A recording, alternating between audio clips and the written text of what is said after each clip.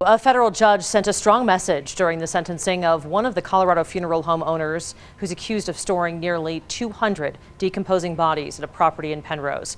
Today, Jon Hallford learned he'll spend the next 20 years in prison after pleading guilty on fraud charges. Danielle Kreuter with Scripps News Group in Denver was in the courtroom as it happened. This isn't a regular fraud case, that it transpires a lot deeper than that. In a federal courtroom, Jon Hallford was to be sentenced for conspiracy to commit wire fraud. On its face, a financial crime, making false promises and taking people's money with no intention of performing funeral services. But it's what was allegedly done to the bodies of deceased loved ones and the impact left on the community that had even the judge acknowledging the emotional cost is intertwined. We were given concrete powder by Return to Nature, but we did think it was my mom's ashes. Derek Johnson traveled 3,000 miles to give his victim impact statement in court. We planted a beautiful tree with those fake ashes underneath it.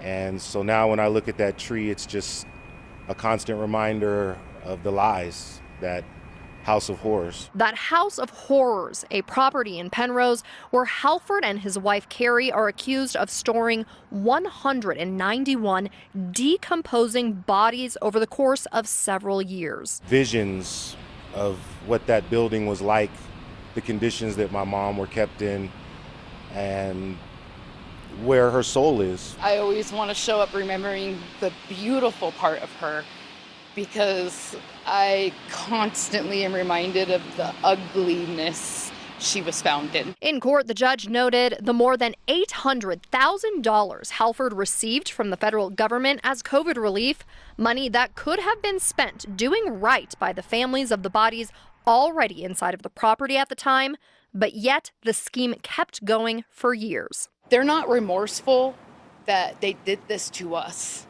They're remorseful that they got caught. A judge sentenced Hallford to 20 years in prison.